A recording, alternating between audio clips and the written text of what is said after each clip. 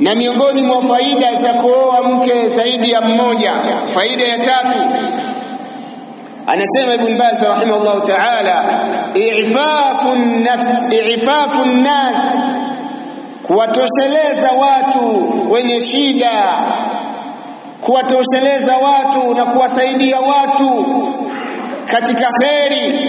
Fa innahu laysa kullu imra'atin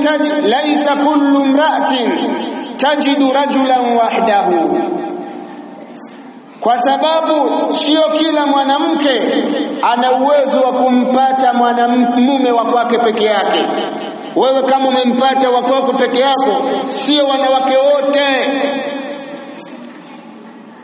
kwa sababu kuna wakati mwingine mwanamke anatafuta mume na shindikana. Mwanamke mathalan kafiwa na mume wake, hasa nani anamuoa huyu, nani anamnusuru? Watu wakimbilia mabinti, wakimbilia nini? Lakini ukiwa ushaoa mke mwingine wa pili, ni rahisi kumwoa mjane.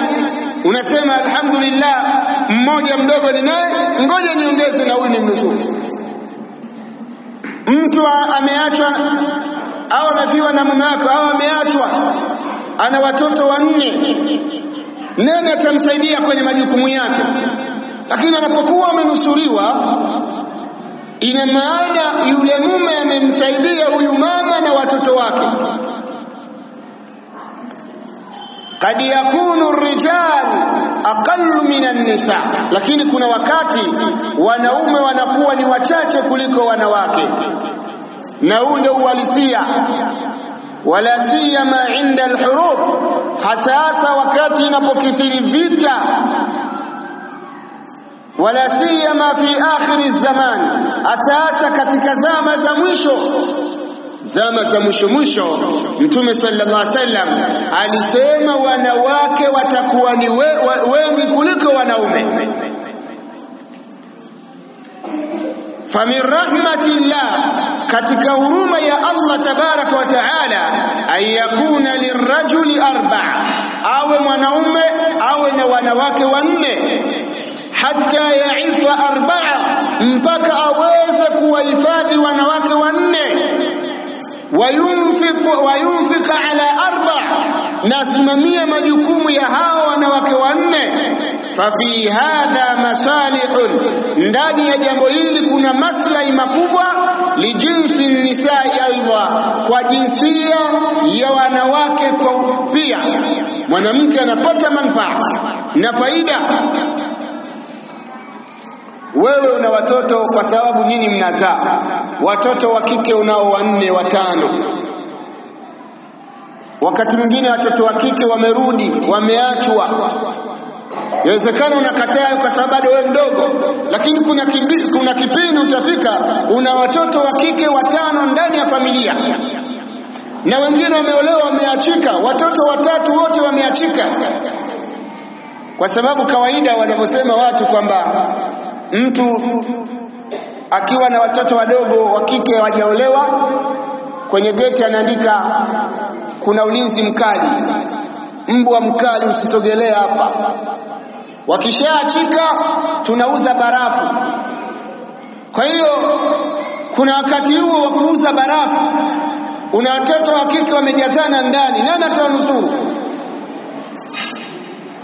Unajilazimisha kuandika barafu, tunachora hina, tunauza ubuyu mwekundu mweupe, ili upate watu wakuja kuangalia walionao, kwa sababu watoto wako hawatembei nje wazururi.